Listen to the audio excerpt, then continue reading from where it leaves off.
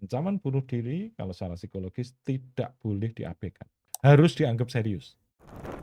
Korban bullying itu kan ada 3 kemungkinan perilaku yang muncul. Yang pertama fight, yang kedua flight, yang ketiga freeze. Yang namanya bullying itu tetap dari sudut pandang manapun tidak bisa dibenarkan gitu ya. Baik sudut pandang masyarakat maupun sudut pandang agama apalagi, gitu tadi. Dan apalagi sekarang sudah zamannya digital ya, jadi bullying juga beradaptasi di dunia digital yang kita sebut biasanya itu namanya cyberbullying seperti itu, Ustaz.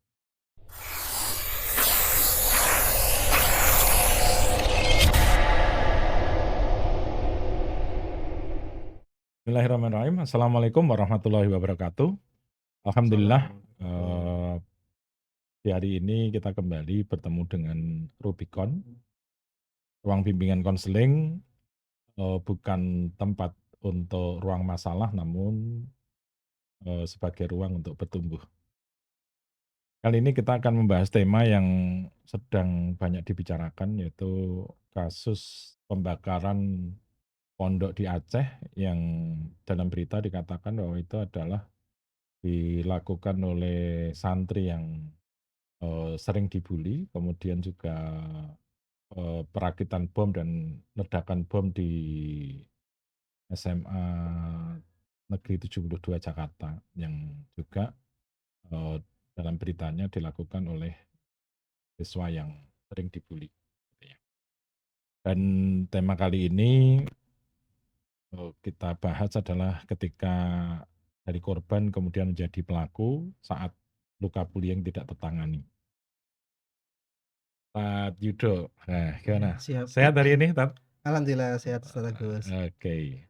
Tema ini menurut saya sangat penting sekali karena, perilaku bullying itu kan bukan sesuatu yang hanya sesekali, tapi memang sudah hampir di semua tempat ada gitu ya, Tat, ya. Iya betul.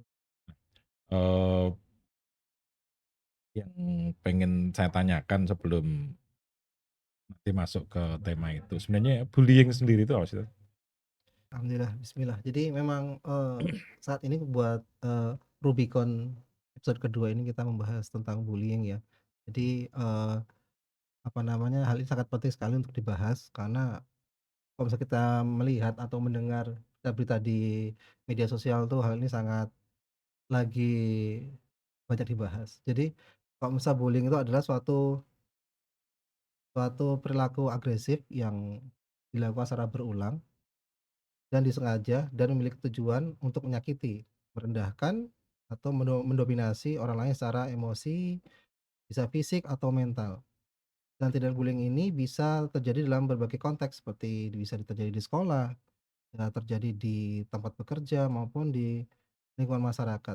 Dan apalagi sekarang sudah zamannya digital ya, jadi bullying juga beradaptasi di dunia digital yang kita sebut biasanya itu namanya cyberbullying seperti itu, Ustaz. Oke. Heeh. Sebenarnya bullying itu, tadi tindakan menyakiti, disengaja, berulang gitu ya. Iya Jadi betul. bukan bukan sekedar insidental tapi berulang gitu ya.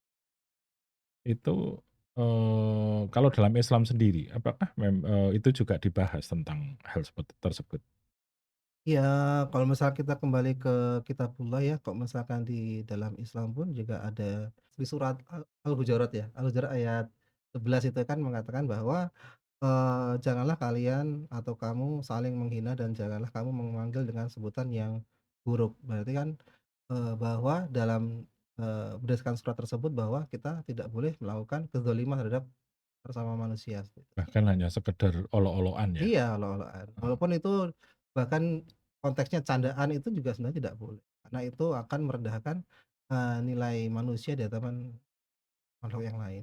Oke. Jadi, tadi kan ada bercanda, ada bullying gitu ya. Iya Apakah ejekan-ejekan yang ya kadang kan di pondok anak-anak seusia mereka itu kan, mereka mengatakan, "Oh, anu cuman canda tak," gitu. Apakah memang, semua candaan, semua ejekan itu jadi bullying ataukah memang ada hal-hal khusus di situ?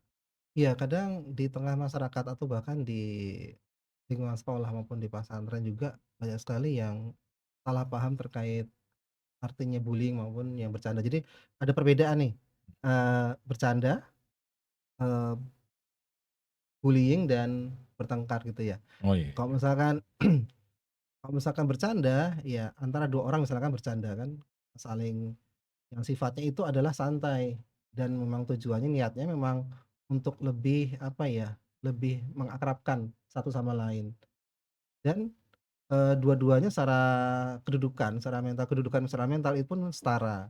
Kan kita ngejek, terus balik juga ngejek gitu kan. Nah, dan dan ti bedanya kalau misal gimana, Mas? jadi maksudnya ngejek sama-sama ngejek dan mereka nggak sama-sama terganggu gitu ya? Iya, nggak Mhm, mengganggu dan mereka juga niatnya bahwa untuk mengakrabkan gitu mhm, kan, tidak iya, untuk menyakitkan. Dan itu juga dilakukan tidak secara berulang-ulang, cuman oke, pada saat itu aja. Nah, apabila bullying itu, nah mengejek tapi, niatnya untuk menyakiti gitu loh, bukan buat mhm, bercanda dan itu iya, selalu terjadi tiap hari, bahkan setiap saat gitu kan. Bahkan mhm, kedudukan secara mental pun, secara psikologis pun juga tidak setara. Artinya tidak setara itu, satu sama yang lain misalkan kita pelakunya mengejek, udah tahu dia tidak suka tapi terus dilakukan. Sehingga dan yang diajak juga korbannya nggak berani nggak gitu ya? berani dan akhirnya dia akan apa ya, kena mental seperti itu, Ustaz. Mhm, Nah, yang ketiga beda lagi nih, bertengkar. Nah, kalau misalnya bertengkar hampir sama dengan bullying, dengan hampir sama dengan apa namanya, bercanda, cuman ini sudah lewat dari batasnya. Jadi sudah saling pukul, jadi ternyata ada 3 keadaan yang hampir mirip seperti yang disampaikan betul. Ustadz Yudo tadi bahwa ada bercanda, bullying, dan bertengkar. Kalau bercanda itu posisinya setara, jadi yang umpamanya diejek gitu, yang ngejek sama yang diejek itu setara dan mereka juga tidak sakit hati dan bahkan mungkin tertawa bersama gitu dan itu hanya situasi-situasi tertentu, tidak dilakukan untuk, menekan salah satu pihak.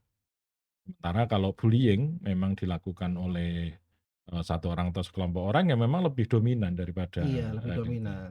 dominan Iya, daripada si korbannya gitu, sehingga korbannya benar-benar nggak berani dan itu pun dilakukan berulang-ulang ya, gitu. betul. Dan mereka korban juga merasa kalau misalkan bullying secara sosial tuh mereka merasa dikucilkan dari pertemanannya, padahal dia baik-baik saja. Oh, Apa yang dilakukan tuh baik, tapi kok merasa, saya kok nggak ada teman, seperti itu. oke. Nah, Kemudian yang terakhir bertengkar, bertengkar itu posisinya setara, sekarang padha wanine sama beraninya, meskipun akhirnya yang satu bonyok gitu ya. itu Tapi sudah kan tetap tetap pengennya mukul gantian kan iya, gitu, begitu. ya. Ini apa, perbedaannya. Jadi nanti jangan semua keadaan dianggap bullying gitu ya. Terus Ustadz, pengen nanya Ustadz, Iya boleh? iya iya iya, monggo monggo. Nah, antum sebagai psikolog kan, Pak Anda kan sebagai guru BK gitu kan, jadi levelnya lebih tinggi gitu. Gini Ustadz, kalau misal dari sisi psikologis gitu kan, sebenarnya dari sisi psikologis, bagi korban korban bullying itu apa yang terjadi dari diri mereka sebenarnya? Oke, jadi secara umum takut ya, secara umum takut. Tapi kalau kita bicara dalam konteks psikologis ya, korban bullying itu kan ada 3 kemungkinan perilaku yang muncul. Yang pertama fight, yang kedua flight, yang ketiga freeze. Apa Jadi Ustadz? jadi fight dia akan melawan, sebelumnya dia akan melawan dulu. Begitu dia kalah baru dia, diem, tapi dia Mhm, akan coba ngelawan dulu. Kemudian yang flight, dia mau selalu menghindar, tapi kan dia akan selalu jadi bahan olokan, bahan ejaan dan sebagainya, termasuk dikucilkan tadi. Freeze dia nggak tahu mau ngapain, gitu. Nggak tahu mau ngapain, kemudian, ya akhirnya bisa saja sampai mengalami gangguan jiwa bisa. Memang memang secara umum ya takut, malu, marah marah marah ada tapi kan ya tadi, apakah mereka berani menyampaikan atau tidak, itu beda lagi, tapi mhm. kemarahan itu ada. kemudian rasa tidak berharga. Ketika itu dilakukan berulang, lama-lama jadi dia merasa bahwa memang dia tidak berharga, memang dia tidak bermakna untuk, eee, orang-orang sekitarnya. begitu Ustaz ya. Jadi akan timbul perilaku agresif Ustaz ya. Ya, Agresif itu seperti kasusnya yang di, pondok pesantren yang Aceh itu Ustaz ya, yang membakar pondok pesantren itu agresif terhadap lingkungannya ya. ya. Tapi juga banyak sekali Ustaz yang kasus-kasus yang sebelumnya itu yang di Bali maupun yang di Bali maupun yang di tempat lain itu malah banyak yang bunuh diri itu gimana Ustaz? Berarti dia agresifnya bukan pada juga bisa terjadi pada diri sendiri berarti? Jadi Itu gini, gimana? agresif itu memang mungkin saya ndak tahu apakah memang jarang muncul atau jarang terekspos, gitu ya. Makanya tadi saya bilang ada fight, ada flight, ada freeze, gitu. Yang fight ketika pada satu titik dia merasa tidak punya dukungan sama sekali, tidak ada orang yang membela dia, dan dia tidak punya jalan keluar, gitu. Yang tipe fight akan gitu, akan cari cara untuk balas. Balas itu bisa langsung ke orangnya, atau dia, bikin sesuatu yang menunjukkan bahwa saya juga bisa berbuat yang lebih lebih kasar dari kalian, gitu. Sehingga harapannya adalah apa? Harapannya sekaligus protes pada lingkungan, juga mereka dapat dapat pengakuan juga, gitu. Mmm, Hanya mhm, karena kondisinya marah sehingga, perilakunya kan jadi perilaku yang destruktif. mhm, Jadi ya kayak merusak di ya, Aceh, dalam wawancaranya yang sempat saya baca, dia mengatakan bahwa yang dibakar itu kamarnya pelaku, yang mmm, aslinya. Jadi bukan bakar pesantrennya, tapi bakar kamarnya pelaku, gitu, kamarnya pelaku. Dan yang di SMA yang di Jakarta itu di dari beberapa yang saya baca mereka sebenarnya mau melakukan, dia mau melakukan peledakan bom itu pada satu acara sekolah. Yang di situ sebenarnya yang pengen disasar adalah memang pelakunya, hanya akhirnya yang meledak justru yang di musola ya, yang di mhm, musola mhm, itu lagi. Tapi secara umum dia sudah memberi arah ke pelaku. Kemudian kenapa pada banyaknya kasus yang muncul adalah mereka bunuh diri, iya Kak, gitu, seperti yang di bunuh Bali diri. itu kan ya, Itu tipe yang flight, tipe mhm, yang menghindar. Jadi ketika menghindar, ditekan terus menghindar, dia nggak merasa nggak punya jalan keluar, maka bunuh diri itu menjadi pilihan pilihan terbaik bagi mereka, gitu ya. Jadi mmm, pilihan terbaik itu, eee, mereka tidak perlu mengalami itu lagi, mereka juga tidak perlu mendapat penolakan, ketika mereka melapor dan sebagainya, gitu gitu. Ustaz ya, Iya, oke, oke. ya, Jadi saya katakan bahwa sering ketika melapor gitu ya, itu kan respon lingkungan itu kan sering masalah gitu ya, iya, sehingga 2 hal tadi terjadi gitu. Kan kita sering dengar ya tadi ya, ketika ada orang anak yang, santri mengatakan, "Oh saya dibully," gitu. Itu biasanya kan, eee, ada beberapa orang yang mengatakan, "Ya udah sabar, nanti biar Allah yang balas," gitu ya Tat ya. Gimana Tat? oke. Sebagai anak dan sebagai guru BK di sini itu, terkait bullying ya, perundungan itu sebenarnya kita harus bisa memberikan, apa namanya, sosialisasi atau edukasi terhadap, para warga pondok ya, terutama, sivitas di sekolah gitu kan. Bagaimana bisa, dampaknya apa sih kalau misal pembulian itu dari dampak dari sisi kesehatan, kejiwaannya atau mentalnya maupun dari karir. Karena banyak Ustaz orang-orang yang, murid yang awalnya giat belajar, pinter, karena dikucilkan atau dibully seperti itu kan. Jadi akhirnya dia jadi, eee, awalnya jadi korban malah jadi pelaku gitu kan. Itu sering Oke, terjadi Ustaz, ya, begitu kan. Anak-anak ini tuh baik loh awalnya kan, pinter gitu kok, loh kok apa apanya, akhlaknya, adabnya baik awal-awalnya, tapi karena dia sering diejek gitu, terutama yang banyak terjadi tuh diejek secara verbal, ya. sekolah itu diejek secara fisik, ada juga verbal gitu. Tapi yang paling sedih itu secara sosial, dikucilkan. Sehingga karena dia sering dibully, akhirnya dia jadi pelaku. Apalagi sudah naik tingkat ya, misalkan dari kelas 8 dibully, kelas 9 dia malah jadi pelaku. Nah, dari karena itu kita juga sebagai aktivitas, di sekolah, terutama kami di guru BK itu harus selalu memberikan, edukasi terkait, bahaya hal tersebut maupun sehingga bisa menimbulkan empati gitu kan. Karena nilai empati itu penting Kak. Oke, Misalkan mengajarkan empati gitu ya? betul gitu, Iya, bagaimana, santri itu bisa memahami perasaan orang, bisa melihat emosi orang lain, bisa mengatur emosi dia sendiri. Ya dengan menumbuhkan rasa empati itu, dia bisa untuk apa, bisa mengontrol lisannya atau perilakunya biar tidak melakukan apa namanya, mmm, perilaku bullying di tengah-tengah, kehidupan sekolah, mereka kehidupan gitu. mereka. Oke, insyaallah.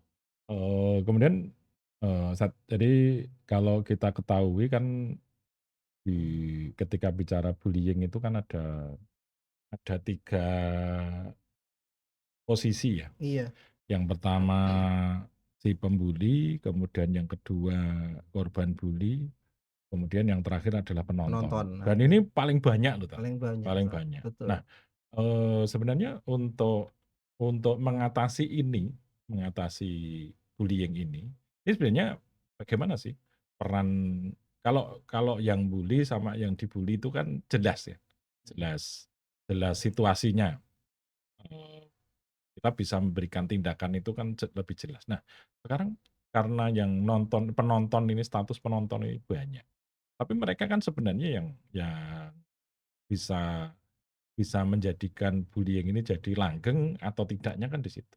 Nah, Iya, ini gimana tuh? Eee, oke, sebelum saya pernah masuk suatu kelas ya, tuh kalau nggak salah kelas 9, semuanya kelas 9 saya membuat angket kecil-kecilan gitu kan, di ya, secari kertas yang tanpa nama, tanpa tulis nama sama identitasnya lah intinya. Pertanyaannya apakah kamu pernah membuli gitu kan, dan lainnya intinya. Dari angket tersebut intinya bahwa dari keseluruhan kelas tersebut, angkatan tersebut tuh banyak yang menjadi penonton.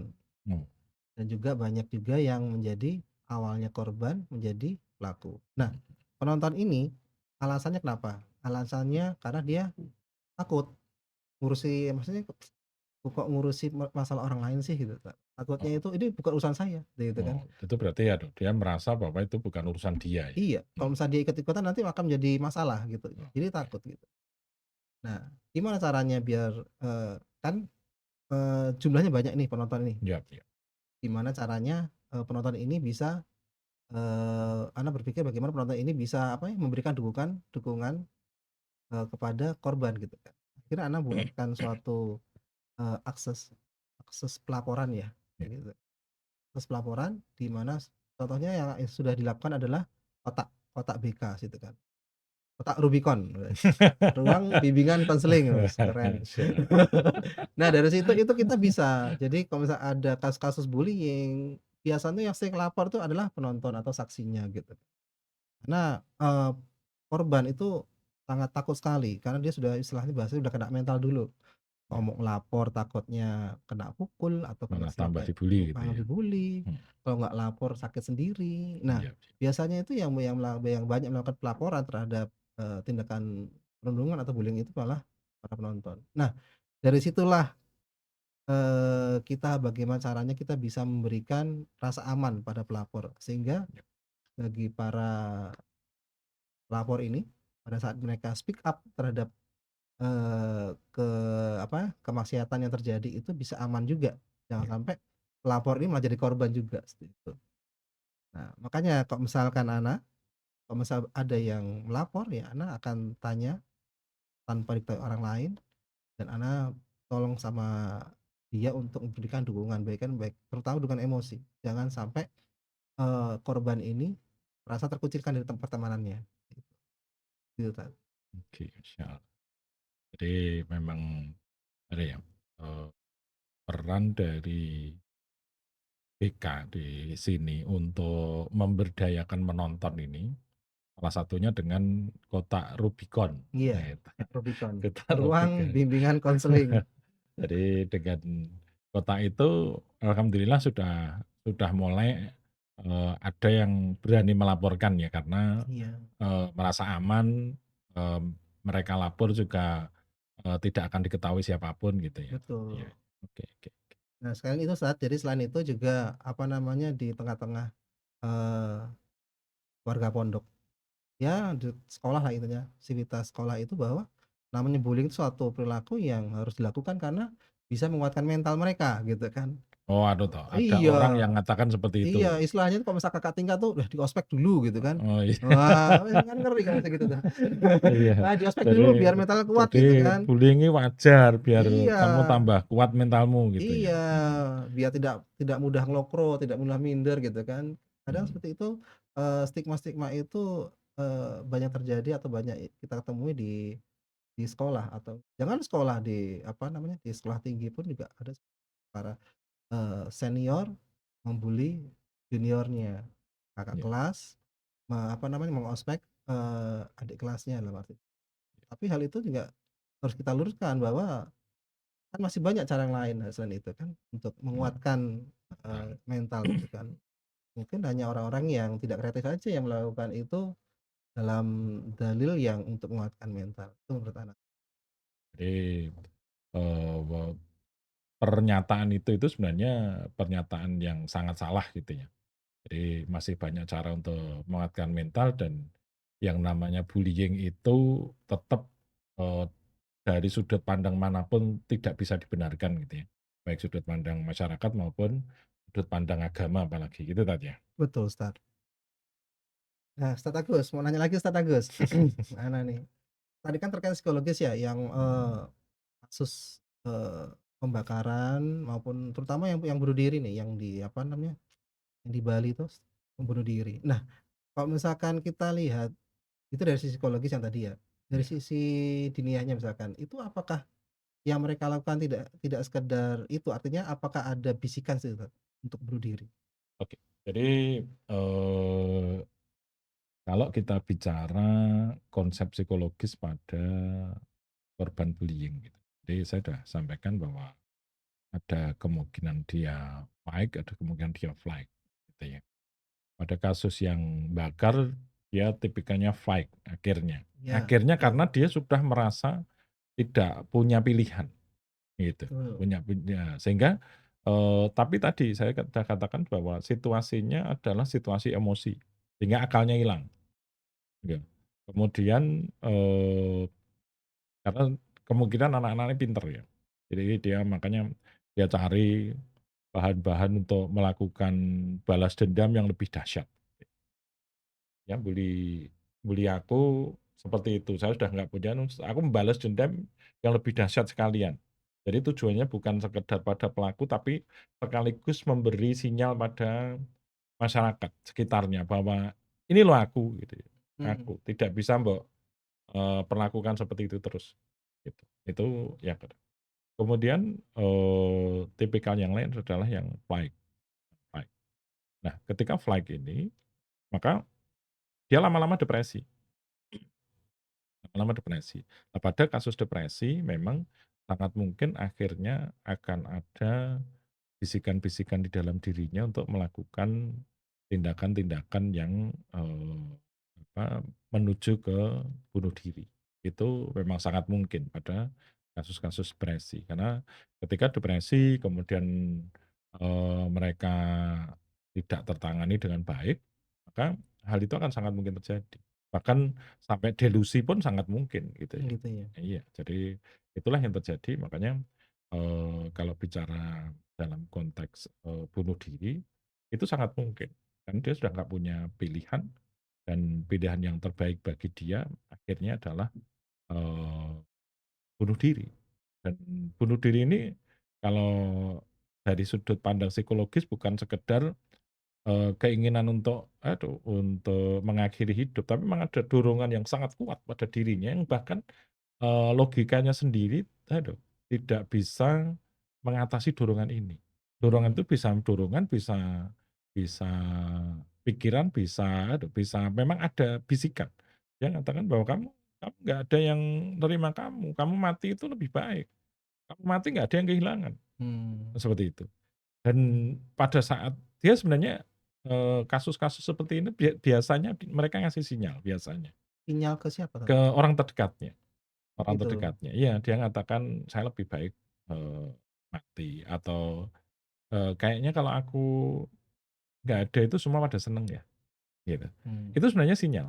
Jadi, ini menjadi satu hal juga bagi pemirsa Rubicon ini, jadi ketika sudah mulai ada sinyal itu, siapapun yang nangkap sinyal itu, tolong segera hubungi ada website khusus untuk bunuh diri ya. gitu. Ada hotline-nya juga, saya lupa nanti biar dituliskan pada saat itu ada hotline-nya, ada itunya yang dia 24 jam, gitu. Dari HIMSI, Ustaz? Bukan Oh bukan, bukan? itu dari negara malah, Dari negara dari malah? negara, iya. Jadi itu, kemudian, segera hubungi hotline itu, sehingga kita harapannya itu dia segera bisa tertangani, sehingga tidak ada dari itu. Kalaupun memang memungkinkan, eee apa namanya, ada rujukan ke profesional, segera dirujuk ke profesional. Ancaman bunuh diri kalau secara psikologis tidak boleh diabaikan, tidak Mmm, boleh diabaikan, harus dianggap serius. Jadi ketika dia mengatakan, "Saya mau bunuh diri, saya lebih baik mati, saya, kalau mati ndak ada kayaknya semua pada seneng," mhm. itu harus langsung Walaupun kondisinya konteksnya sambil bercanda gitu? mereka tidak akan pernah dalam kondisi bercanda, Oh wajahnya gitu? akan serius, karena beda, orang depresi nggak sempat canda. Oh gitu, Ustaz, ya? Iya, Mhm. gitu. Oke, berarti tadi pertama fight ya, Tat, ya? Iya, Dia akan baik. merusak dia, Ya, merusak akan agresif keluar ya? ya, agresifnya keluar karena Keluar, itu menjadi titik balik dia untuk melawan, untuk betul, mengatakan bahwa, "Saya nggak selemah itu loh," itu. Dan iya, itu masalahnya adalah seringnya tidak hanya pada pelaku, tapi memang memberi sinyal pada masyarakat gitu loh. masyarakat Makanya bahwa tadi dia bakar bahwa pondok, jadi semua orang tahu, "Oh, siap. saya lebih hebat," itu ya, Itu bikin fight, yang bom, kedua tadi fight ya, Tat, ya? flight, Flight heeh, flight, dia flight, lebih ke menghindar, menghindar, mhm. akhirnya ujungnya bunuh diri. Iya, Tadi yang terakhir Tat, freeze. freeze Freeze itu freeze, gimana tuh, Ustaz? nanti hampir sama. Freeze dia dia nggak tahu mau melakukan apa, gitu, Terus akhirnya pada apa saat kondisinya. ending-nya? Ending-nya juga akan sama depresi. Bunuh diri juga, Tat? Iya, depresi, Iya juga ya, ya. sampai bunuh diri atau tidak, secara umum, ending-nya tetap depresi dan memang, kasus bullying ini memang harus kita waspadai dan kita tangani dengan baik karena sudah sangat banyak korban. Saya, pernah diceritain teman saya yang nangani kasus bullying anak SMP. Dia dari SD sampai SMP kelas 7 itu juara kelas terus, Mmm, gitu.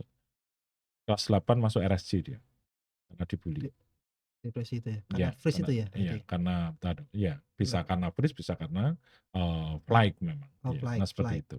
Jadi, itu, makanya kita harus harus serius nangani kasus bullying ini, agar tidak terjadi, eee, perlawanan dari, eee, yang dibully, korban bully, atau juga mereka harus mengakhiri hidup karena seperti itu. Oke, yes, Tat. Jadi kalau kita bicara dalam konteks, Islam gitu, walaupun saya juga merasa bahwa di dalam konteks teman-teman yang asatid yang menghadapi ini kadang-kadang juga ada hal-hal yang perlu diluruskan juga. Jadi bahwa kadang-kadang ketika mereka depresi itu, mereka ada, gangguan mental, langsung di-judge bahwa, "Oh karena kamu waduh kurang iman, karena kurang ibadahmu," gitu. Padahal sebenarnya tidak sesederhana itu gitu, tidak sesederhana itu. Depresi itu satu proses psikologis yang rumit. Jadi bukan berarti tidak perlu meningkatkan iman ya, bukan Iya, gitu.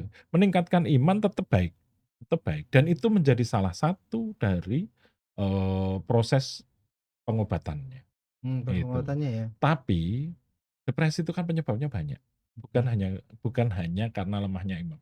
Lemah betul. iman bisa juga menyebabkan depresi, tapi itu bukan satu-satunya gitu loh. Mhm mhm. Jadi, seperti sakit fisik kan tidak bisa dengan satu obat tok gitu. Ya tinggal Iya, nanti sakitnya apa, maka akan diobati dengan cara yang tepat. Jadi sama sama dengan kasus depresi, mereka harus diobati dengan cara yang tepat. Kalau memang masalahnya adalah imannya yang lemah, ya diajak untuk memperkuat dengan berbanyak ibadah dan sebagainya. Tapi kalau memang masalahnya yang lain, umpamanya contohnya dibully tadi, Mhm ya mhm. kita harus, buat dia aman di lingkungan itu. Kalau aman, insya Allah depresinya hilang, Mhm gitu mhm loh. mhm Jadi mhm. dia merasa dapat dukungan, merasa didengarkan, merasa aman. Kemudian, dia merasa bahwa pelaku bullying itu mendapatkan, apa namanya ya, penanganan yang tepat juga, sehingga dia tidak melakukan lagi itu, maka insya Allah depresinya akan hilang, seperti itu. Jadi Mmm, bukan depresi langsung, eee, lemah iman, depresi iya. langsung, "Yo perbanyak ibadah," gitu. Karena ada beberapa kasus seperti itu, gitu. Jadi, banyak banyak beribadah lagi ya, itu nanti yang akan justru menjadikan masalah. Kalau ini Ustaz, mau nanya nih Ustaz, jadi kalau misal untuk memutus, rantai siklus dari korban menjadi pembullying itu, apa kira-kira yang harus dilakukan? Jadi biar tidak terjadi, awal dia jadi korban, rupanya jadi pembuli akhirnya. Ya, jadi, korban jadi pembuli itu sebenarnya ketika dia mendapatkan situasi yang, membuat dia merasa jadi superior. Superior, Ya, kayak oh, tadi saya sudah jadi sebutkan senior ya?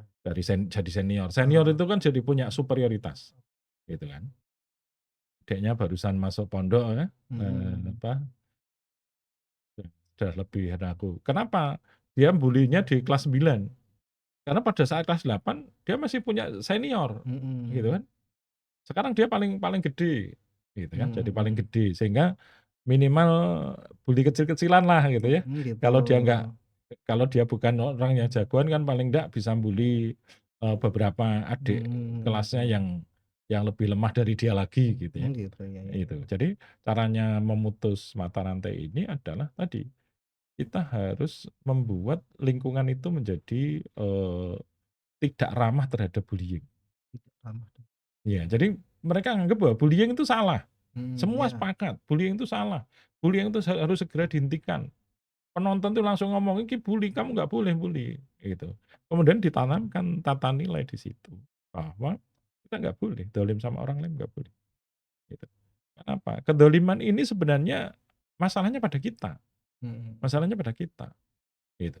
Karena sebenarnya, pelaku bully itu sebenarnya memang bermasalah secara psikologis, sehingga dia harus memproyeksikan kemarahannya itu pada orang lain. iya Gitu ya, betul, ya memproyeksinya paham paham. kemarahannya pada orang lain. Sehingga akhirnya dia merasa mendapat, kebutuhannya, entah kebutuhan untuk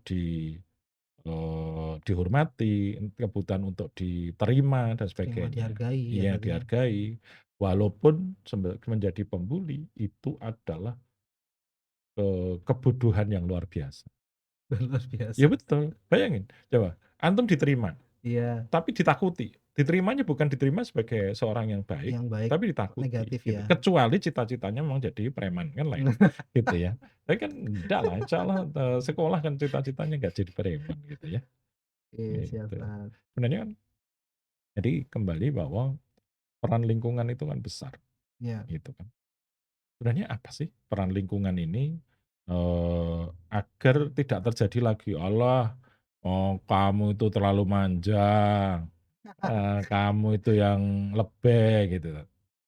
Iya hal itu sebenarnya terkait bullying tuh dari zaman anak sekolah juga udah banyak terjadi.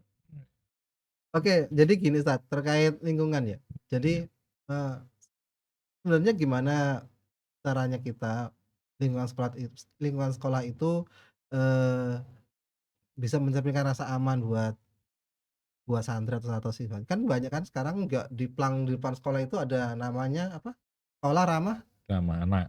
ramah santri apa mana tuh? Iya, kalau sekolah ramah anak, Oh mana kalau pondok gitu. ramah santri Oh iya, dong. sekolah ramah santri misalkan gitu kan.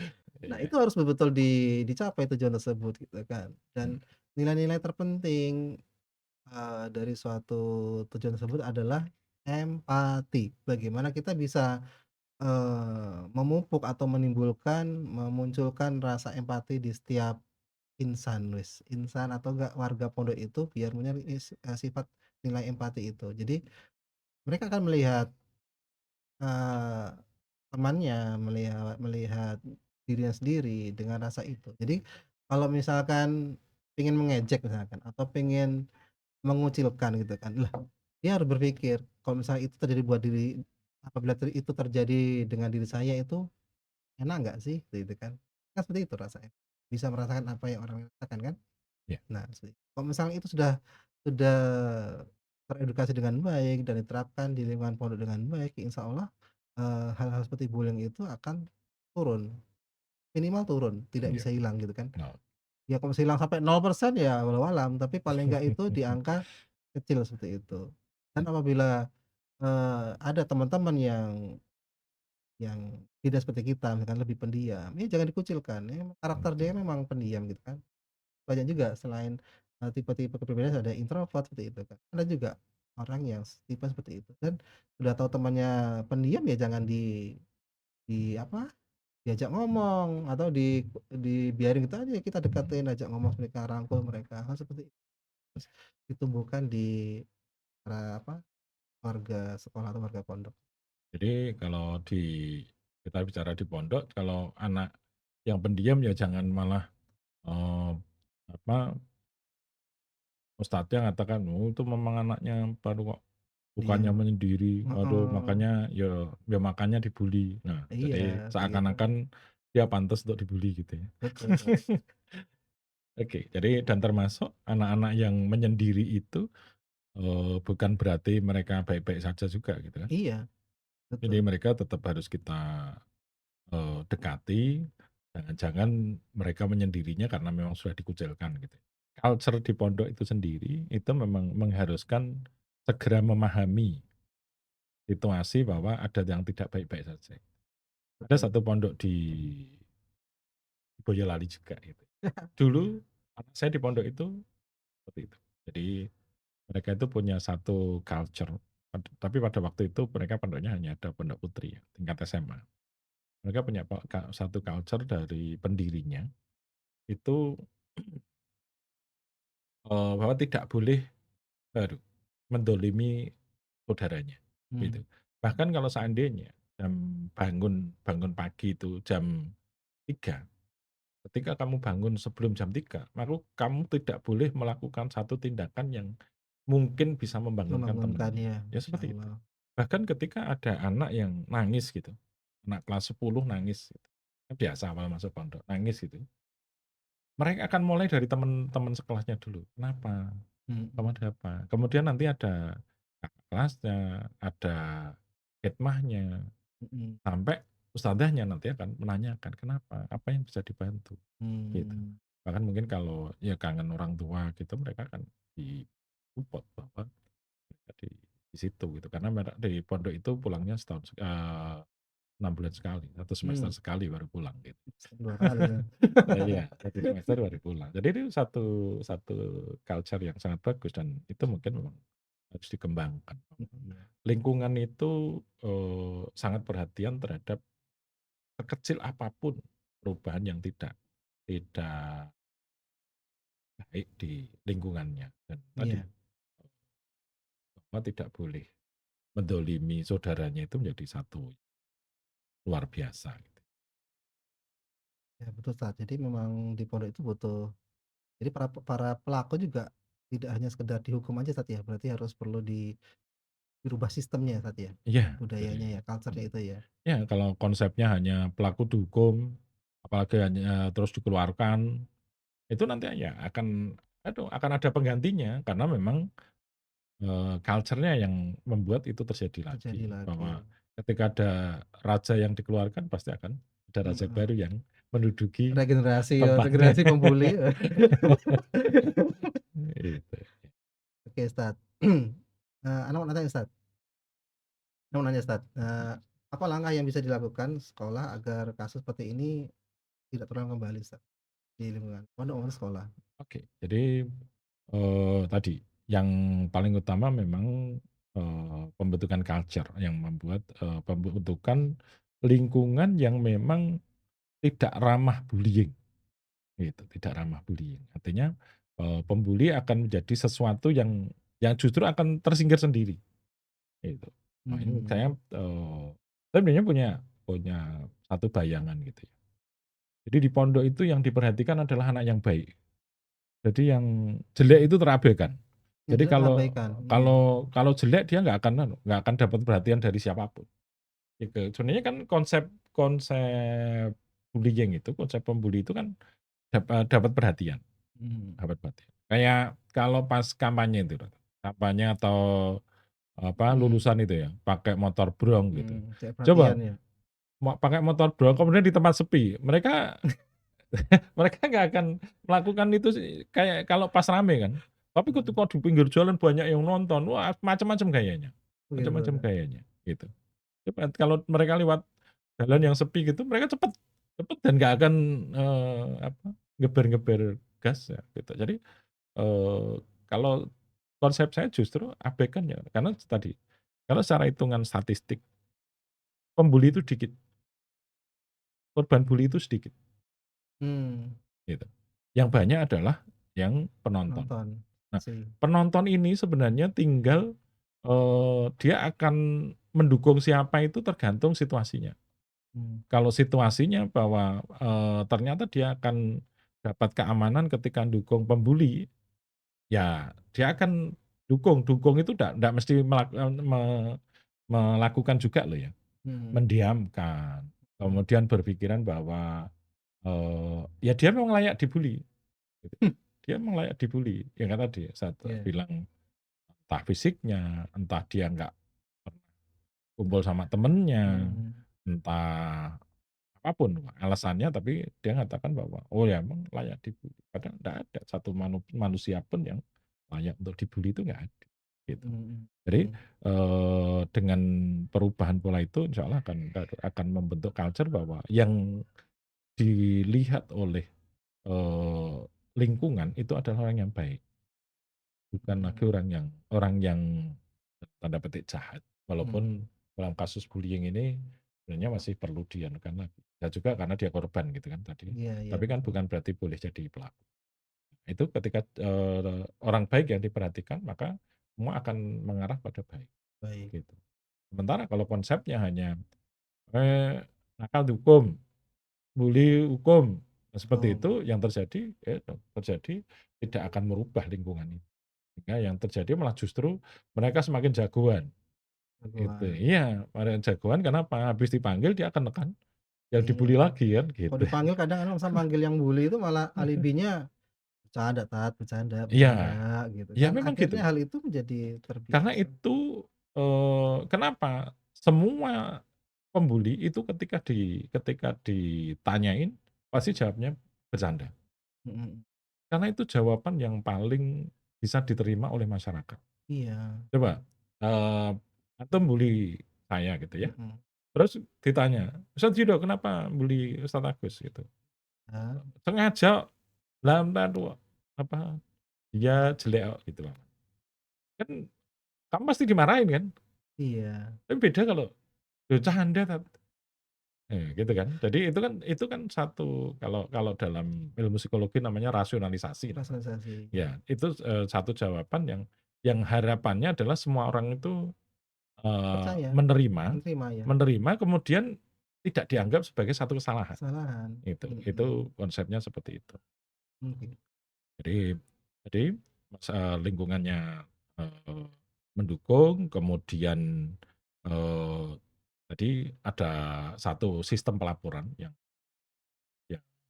rahasia aman gitu ya. mhm, Jadi jangan sampai terjadi ketika korban bully itu lapor atau karena ketahuan dipanggil, itu malah pulang ditambah dibully gitu ya, mhm, pulang maksudnya di rumah dibully?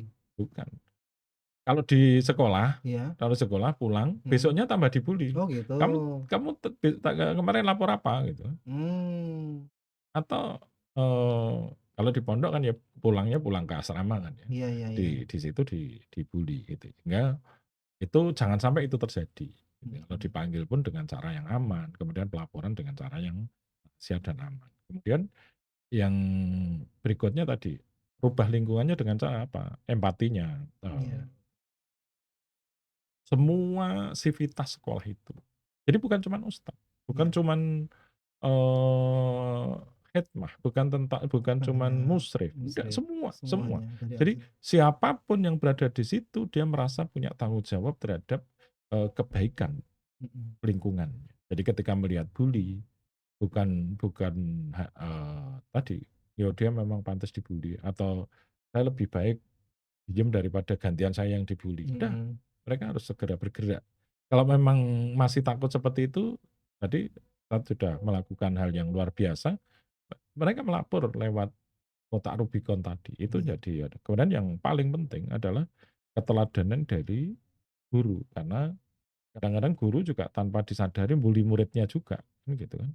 Iya betul. Iya kan? Jadi Tanpa disengaja ya, Tat, ya? iya, tanpa disadari, bukan Disadari, oh iya, tanpa karena disadari. bagi dia itu kadang-kadang, karena memang kan ada kan anak-anak yang umpamanya suruh baca susah, Mmm, suruh nulis, eee, tulisannya jelek dan mhm sebagainya. mhm. Itu kan ketika dilakukan berulang-ulang, kemudian, membuat anak ini malu, ini kan sudah masuk kategori bullying.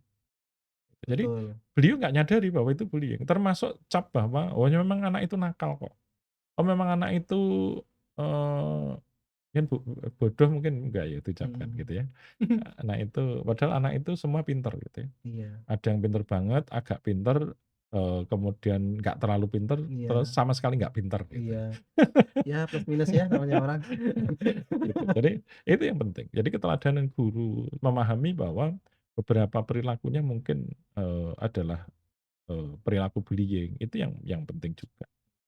Dan mereka juga mungkin juga harus ini, Tat, ya, jadi satu juga harus terbuka sama iya terkait Iya, iya, bukan cuman sama kalau kalau di sekolah mungkin sama orang tua ya, tapi kalau di pondok pondok, dia harus terbuka pada, umpamanya wali kelas, kemudian musyrif atau kesantrian. Jadi seperti itu, aduh, harapannya kita segera bisa menangani. Walaupun tadi, kita harus punya sistem yang bagus untuk segera menangani, jangan jadi bukan begitu dia lapor yang terjadi dia tambah babak belur kan gitu. kalau kita udah mempunyai sistem yang baik, maksudnya sistem pelaporan yang baik, tetapi Mhm. dia tidak, apa ya, malah ngelapornya ke orang tua, itu berarti dia merasa kurang nyaman ya Iya, mungkin? berarti belum belum yakin Belum dengan itu. yakin ya? Persepsinya dia bahwa itu masih belum aman.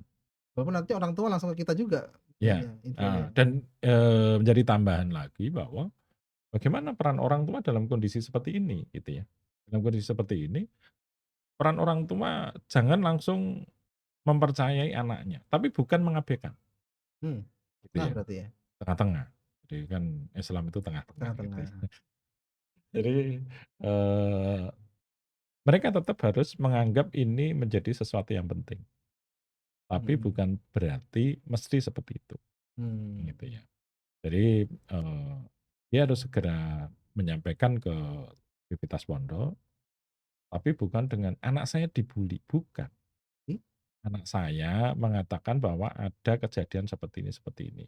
mmm, Tolong Tat, segera ditindaklanjuti. ditindaklanjuti, sehingga sama-sama nyaman, gitu ya. Mhm. Coba bayangin, saya punya anak di sini, saya telepon Ustadz Yuda, "Tat, gimana anak saya dibully loh, masa antum nggak ngerti? Gimana ini pondok?" Gitu. Gimana rasanya gitu? Nggak enak rasanya. Kemana aja Anda kemarin? Jadi makanya, eee, sebagai satu sinergi gitu Sinergi ya, ya, satu 3 itu. sinergi adalah sampaikan, tetap sampaikan, "Tat, anak saya kemarin telepon, dia melaporkan seperti ini, tolong ya Tat ya, segera ditindaklanjuti." Dan kemudian bagaimana perannya pondok? Setelah menindaklanjuti ini, segera juga berikan report ke orang tua. Sehingga Iya, orang tua merasa laporan bahwa ya, memang ditangani gitu loh. tanganin ya, Bukan kalau nggak diam tanya aja ya diam aja diam aja, nggak ada report kan malah gitu. kesannya nutupi ya? Iya.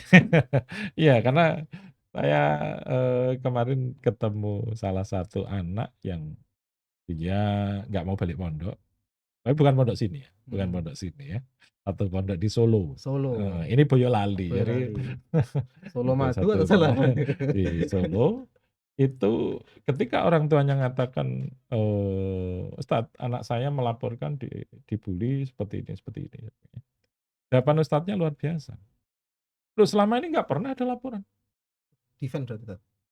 Ya pokoknya anunya seperti itu, Oh iya, jawabannya seperti itu. Itu kan satu hal yang kurang tepat ya, dalam dalam kasus penanganan bullying itu kurang tepat, yang tepat. gitu. Jadi, maka saya berharap nanti siapapun yang nangani anak, bukan cuma di Pondok Al-Madinah tadi, semua pondok, bahwa laporan seperti itu maka harus dianggap sesuatu yang, penting untuk ditangani, gitu ya. Penting, sesuatu yang, harus segera diperhatikan. Jadi dengan seperti itu harapannya adalah, eee, kasus bullying itu tidak akan terulang lagi, kemudian segera dapat, penanganan yang tepat, gitu. Oke.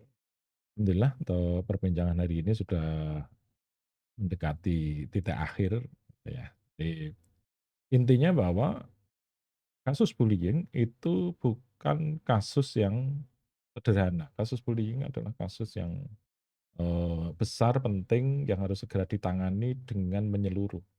Bukan hanya sekedar pelakunya dihukum, tapi membuat sistem yang membuat perilaku itu tidak diterima, kemudian menangani pelaku, menangani korban, kemudian memberdayakan penonton dan sebagainya. Itu, yang paling penting, dan kemudian pada korban, maka harus ada pendekatan khusus sehingga mereka tidak merasa bahwa dia tidak ada lagi orang yang bisa membantu dia, membela dia, Betul. seperti itu. Seperti itu, dan dengan kasih sayang, dengan pendekatan seperti ini kita harapkan tidak terjadi lagi bullying, dan kalaupun ada, eee, perilaku bullying itu di satu tempat akan segera tertangani dengan baik dan semuanya menjadi lebih sejahtera. Oke, seperti itu untuk perbincangan kali ini. Jazakumullah khairan Ustadz Yudo. Waalaikumsalam Agus. Oke, kita akhiri. Assalamualaikum warahmatullahi wabarakatuh. Waalaikumsalam warahmatullahi wabarakatuh.